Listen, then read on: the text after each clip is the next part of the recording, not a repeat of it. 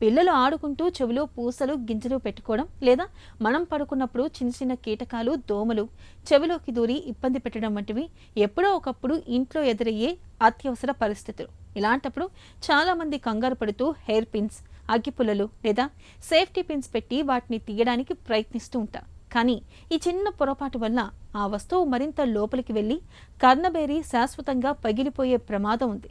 మరి చెవిలో ఏదైనా పరాయి వస్తువు లేదా పురుగు దూరినప్పుడు ఇంట్లోనే సురక్షితంగా ఎలాంటి ప్రథమ చికిత్స చేయాలి, ఏ పనులు అసలు చేయకూడదో ఇప్పుడు తెలుసుకుందాం. చెవిలోకి ఏదో ఒకటి పెట్టి తిప్పుకునే అలవాటు పిల్లల్లోనే కాదు, పెద్దల్లోనూ కనిపిస్తుంటుంది. ఇలాంటప్పుడు కొన్ని సందర్భాల్లో పెన్సిళ్లు, బలపాలు, పుల్లలు, పిన్నీసుల వంటివి చెవిలోపల ఇరుక్కుపోయే ప్రమాదం ఉంటుంది.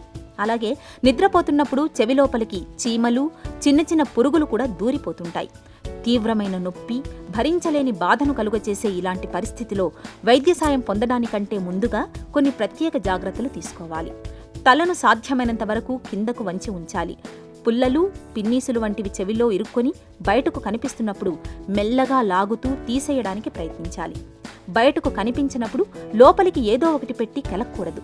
ఇలా చేయడం వల్ల ఇరుక్కున్న వస్తువు మరింత లోపలికి వెళ్లే అవకాశం ఉంటుంది. చీమలు, పురుగులు చెవిలోపలికి చేరి కదలాడుతున్నప్పుడు 2-3 చుక్కల ఆలివ్ నూనెను కానీ, బేబీ ఆయిల్ని కానీ చెవిలోపలికి పోయడం మంచిది.